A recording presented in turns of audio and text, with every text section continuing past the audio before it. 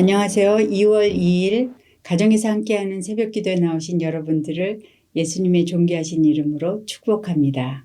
이 시간에 먼저 찬송가 343장 시험 받을 때 부르시면서 주님 앞으로 나가시겠습니다.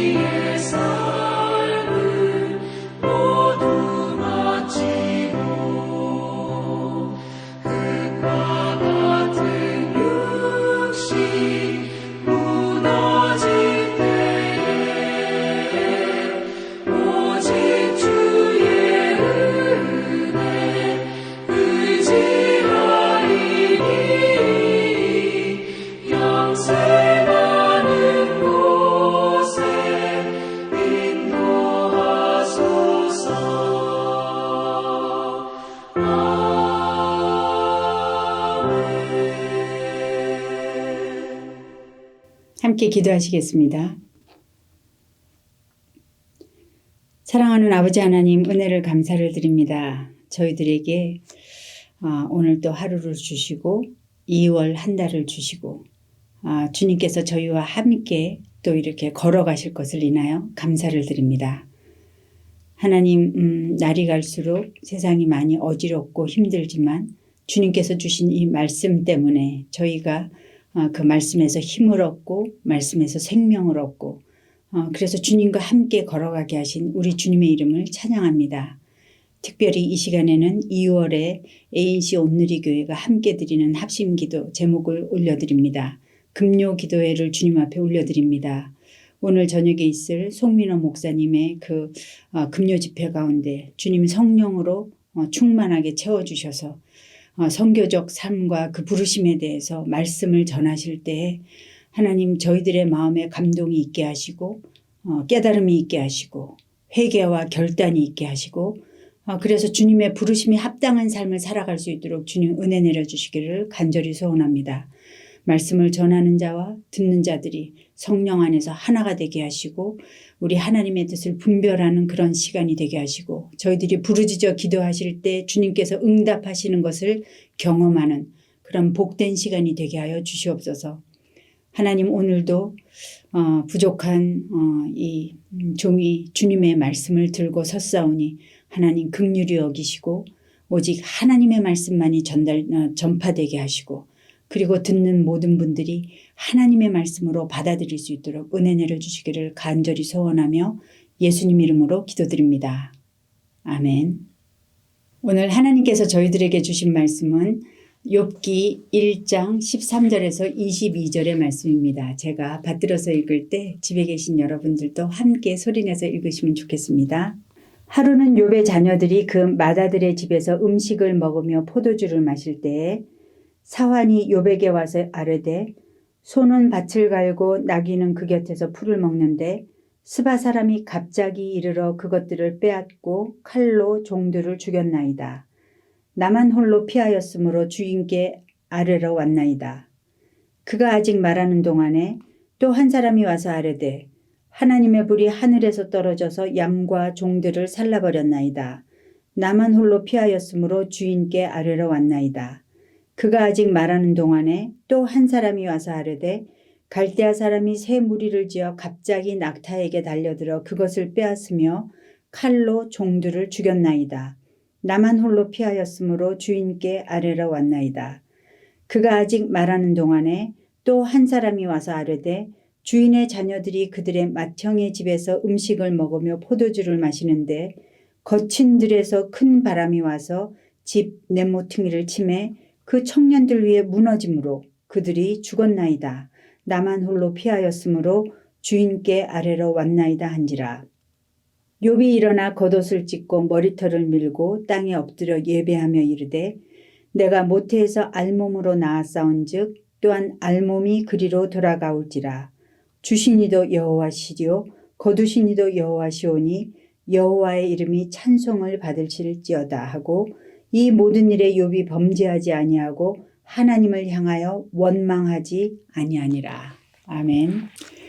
2월 들어서 욥기를 묵상하게 되었습니다. 만약 저희가 혼자서 성경을 묵상한다고 하면 욥기를 일부러 선택할 사람은 아마도 별로 없을 것입니다. 그런데 저희가 큐티인이라는 이 큐티책을 가지고 다 함께 묵상을 하니까 성경을 빠짐없이 골고루 묵상을 할 수 있어서 매우 유익한 것 같습니다. 우리가 잘 아는 빅토르 위고는 욥기야말로 인간 지성의 가장 위대한 걸작일 것이다. 그렇게 말했고요. 마틴 루터는 성경의 어떤 다른 책들보다 웅장하고 숭고하다. 그렇게 말했습니다. 욥기는 인생의 고난과 고통에 대해 말하는 결코 가볍지 않은 책입니다. 하나님께서 2월에 이 귀한 책을 통해서 우리에게 말씀하시고 그리고 주님을 계시하여 주실 것을 믿고 감사합니다. 이제 욥기에 대한 기대를 가지고 말씀의 은혜의 강으로 함께 뛰어들어가 보겠습니다. 욥기는 문학적으로 매우 치밀하고 섬세하게 쓰여진 책입니다. 1장과 2장 그리고 마지막 42장은 산문체로 쓰여졌고요. 중간에 3장에서 41장이 운문체 즉 시입니다. 그런데 산문체인 앞과 뒤만 읽어도 욥기의 내용을 다 파악할 수 있고 충분히 드라마틱한 이야기가 됩니다. 그래서 많은 사람들이 욥기를 앞과 뒤만 기억하기도 하지요. 그러나 욥기가 전달하고자 하는 진정한 메시지는 욥과 세 친구의 치열한 논쟁인 이 중간 부분에 있습니다. 무려 40여 장에 달하는 긴 논쟁의 발단이 오늘 본문에서 일어나게 되는데요. 1장 13절에서 14절을 함께 읽어보기로 하겠습니다. 하루는 욥의 자녀들이 그 맏아들의 집에서 음식을 먹으며 포도주를 마실 때에 사환이 욥에게 와서 아뢰되 소는 밭을 갈고 나귀는 그 곁에서 풀을 먹는데 무척 평화롭고 한가한 그런 일상의 모습이지요. 욥에게는 10명의 자녀도 있었습니다. 그들이 우애도 매우 좋았던 것 같아요. 4절에서도 보면 그의 아들들이 자기 생일에 잔치를 베풀고 그의 누이들도 불러서 함께 먹고 마셨다. 그렇게 말하고 있는데 지금도 자녀들이 함께 모여서 잔치를 베풀고 있습니다. 모든 것에 풍성하고 여유로워서 아무런 걱정이 없어 보이는 매우 유복한 가정과 그런 편안한 때였죠. 그런데 이때 갑자기 욥에게 사환이 달려와서 연락을 하는 거예요. 역시 여기에서도 처음에는 평화로운 일상을 보여주고 있습니다. 소는 밭을 갈고 나귀는 그 곁에서 풀을 먹는데, 그런 일상 가운데 갑자기 생각지도 못했던 일이 일어나게 되는 것입니다. 스바 사람이 갑자기 나타나서 종들을 죽이고 가축들을 빼앗아가는데 단 한 명의 종만이 살아 돌아왔습니다. 그의 보고가 아직 끝나지도 않았는데 계속해서 다른 종이 들어와서 이번에는 하늘에서 불이 떨어져서 양과 종들을 살라버렸는데 역시 자기 혼자만 살아왔다고 보고합니다. 그의 말이 아직도 계속되고 있는데 다시 또 한 사람이 와서 갈대아 사람이 무리로 갑자기 나타나서 낙타를 빼앗고 종들을 죽여서 오직 자기만 구사일생으로 겨우 살아남아왔다. 그렇게 말하고 있는데 또 한 사람이 와서 말을 하는 거예요. 욥의 자녀들이 함께 모여서 잔치를 하고 있는데 갑자기 큰 바람이 불어서 집이 무너져서 자녀들이 다 죽고 또 자기만 살아남아서 주인한테 알리러 왔다는 것입니다. 이 일들이 얼마나 갑작스럽고 전격적으로 일어났는지를 표현하기 위해서 욥기의 저자는 그가 아직 말하는 동안에 라는 표현을 숨가쁘게 사용하고 있습니다.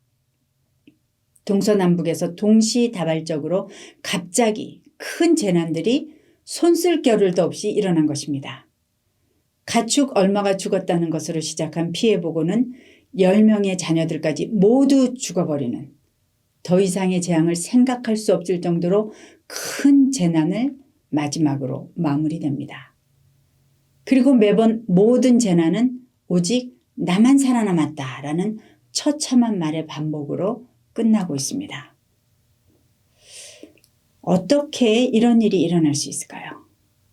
욥은 이 일의 전말을 전혀 알 수 없었지만 사실 이 일은 이미 천상에서 하나님과 사탄 사이에 있었던 어떤 허락 가운데서 일어난 사건이라는 것을 독자들은 이미 알고 있죠.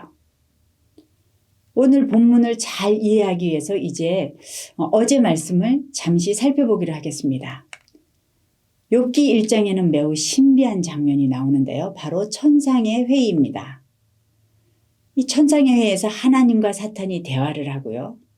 사탄이 욥을 괴롭히면 욥이 신실하게 반응을 하고 저자가 맺은 말을 하는 이 패턴이 2장에서도 동일하게 반복이 되고 있습니다. 이 천상의 장면에는 아마도 천사들로 보이는 그 하나님의 아들들과 사탄이 하나님 앞에 섭니다.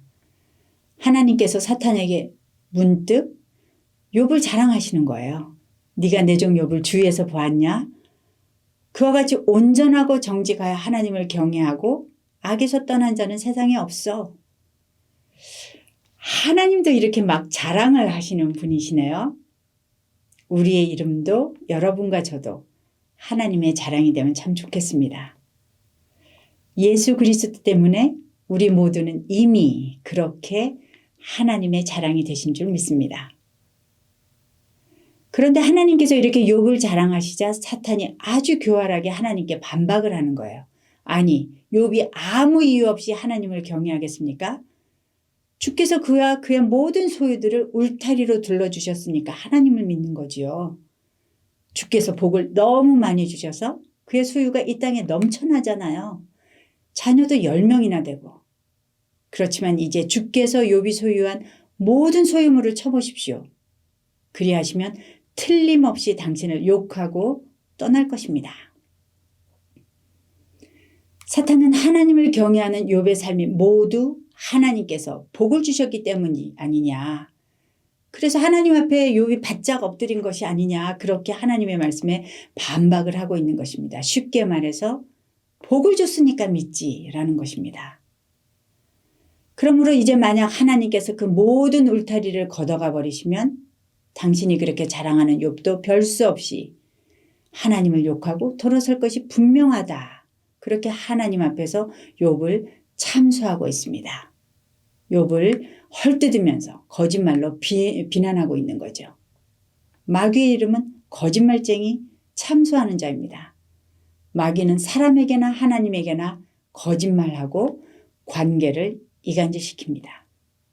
그러니까 여러분, 혹시라도 다른 사람은 헐뜯고 없는 것을 있는 것처럼 꾸미는 거짓말은 마귀의 전매 특허이니까 여러분들은 그런 일에 절대로 동참하지 마시기를 부탁드립니다. 우리는 참소하는 거짓말에 속한 자가 아니라 순결하신 그리스도 예수님의 거룩함에 속한 자들인 줄 믿습니다. 우리에게 허락하신 이 오늘 하루를 우리의 정체성에 따라서 거룩하고 순결하게 살아가시기를 축복합니다. 여하튼 하나님께서는 마귀의 이런 특성을 잘 아실 텐데도 불구하고 마귀의 도전에 허락을 하십니다. 좋다. 그러면 욥의 소유물을 내 손에 맡길 테니까 그의 몸에는 손을 대지 말아라. 오늘 본문은 바로 천상에서 이런 일이 있었던 그 결과지요. 그러나 이 땅에 살고 있는 욥은 그 내용을 전혀 알 수가 없었습니다. 하늘에서 하나님께서 자기 자랑을 하시는지, 마귀가 참소를 했는지, 하나님께서 시련을 왜 허락하셨는지 아무것도 모르고 그냥 당한 것입니다. 자기 앞에 닥친 이 알 수 없는 고난, 도무지 수습할 수 없고 감당할 수 없는 이 고난에 대하여 욥은 어떻게 반응했을까요? 다 함께 20절과 21절을 읽어보기로 하겠습니다. 욥이 일어나 겉옷을 찢고 머리털을 밀고 땅에 엎드려 예배하며 이르되 내가 모태에서 알몸으로 나왔은즉 또한 알몸이 그리로 돌아가올지라. 주신 이도 여호와시요 거두신 이도 여호와시오니 여호와의 이름이 찬송을 받으실지니어다 하고, 욥은 어떻게 그런 상황 가운데서도 하나님께 예배할 수 있었을까요? 어떻게 하나님께서 그의 삶의 주권자 되심을 잊지 않고 찬송을 드릴 수 있었을까요? 욥이 슬픔도 아픔도 느끼지 못하는 그런 감정이 마비된 자였을까요? 그렇지 않죠. 그는 겉옷을 찢으며 자기의 찢어진 마음을 표현했습니다. 머리털을 밀고 땅에 엎드리며 인생의 비참함과 허무함과 그 말로 할 수 없는 슬픔을 표시했습니다. 아마도 그는 땅에 엎드리면서 깊이 느꼈을 거예요. 내가 참으로 진토와 같은 그런 존재구나. 모든 것이 하나님으로부터, 좋은 것이든 나쁜 것이든 모든 것이 하나님으로부터 왔구나. 저자는 욥의 이 모습을 그리며 욥이 그가 당한 이 모든 일에 범죄하지 아니하고 하나님을 향하여 원망하지 아니하니라. 그렇게 말을 맺습니다. 사탄의 참소를 이기고 하나님의 자비심을 확인시킨 욥에 대한 평가죠. 세상에는 수수께끼 같고 부당한 시련이 사방에 널렸다. 팀 켈러 목사님은 그렇게 말씀했습니다. 욥기는 하나님의 백성이 고난당할 때 왜 나에게 이런 고난이 닥쳤는가 알 수 없는 그 이유를 묻기보다는 이 고난의 시간을 어떻게 지나가야 하는가, 하나님 안에서 그분의 주권을 인정하며 섭리를 찾아가는 것을 더 중요하게 여기는 것 같습니다. 우리는 타락한 이 세상에서 인간이 깊은 고난을 겪을 수밖에 없지만 그 이유에 대해서는 알 수 없는 경우가 많습니다.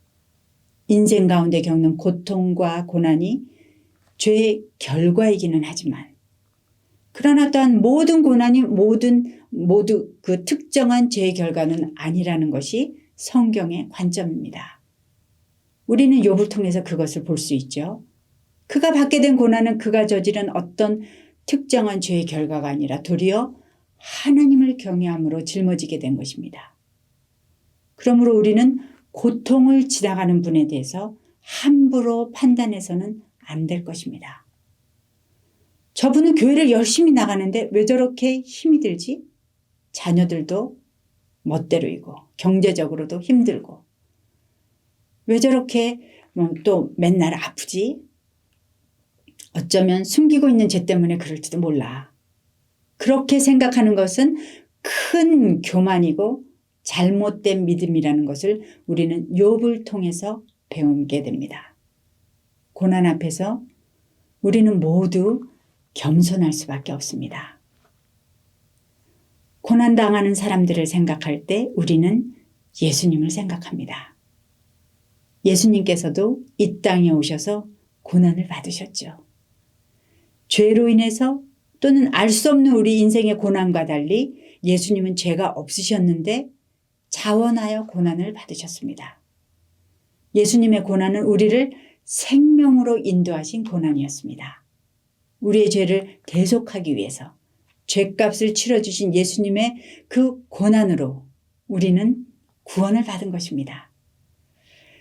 주님의 십자가 고난은 세상을 이기시고 세상의 구원을 가져왔습니다. 지금 인생에서 고난과 고통 시간을 지나가는 분들 많이 계시지요. 고난을 통해서 하나님의 구원을 이루신 우리 주 예수 그리스도를 묵상하시기 바랍니다. 그분의 사랑을 기억하시기 바랍니다. 그리고 그 주님의 위로와 격려를 받으시기를 기도합니다. 그리고 주님과 함께 이 고난의 시간들을 이기며 지나가시기를 축복합니다. 다 함께 기도하시겠습니다. 우리 인생의 주권자가 되시는 하나님, 주님의 이름을 찬양합니다. 하나님께서는 우리를 복되게 만드셨으나 그러나 죄로 타락한 이 세상에서 우리는 고난과 고통을 받으면서 지나갈 수밖에 없습니다. 우리는 그 이유를 알 수 없을 때가 너무 많이 있고 고난을 지나갈 때 우리는 너무 많이 힘이 들고 아픕니다. 그러나 우리를 위해서 일부러 고난을 받으러 이 땅에 오신 예수 그리스도 주님께서 이미 그 고난을 통해서 승리하셨고 그리고 우리를 구원하심을 믿습니다. 주님께서는 그 고난을 통해서 지금 고난을 지나가고 계시는 모든 분들 우리의 마음을 이해하시고 우리와 함께 하시기를 원하십니다. 주님과 함께 갈 때 그 고난을 이길 수 있는 줄 믿습니다. 주님과 함께 갈 때 그 고난을 통하여 주님께서 계획하신 그 아름다운 것들을 우리가 받을 수 있을 줄 믿습니다.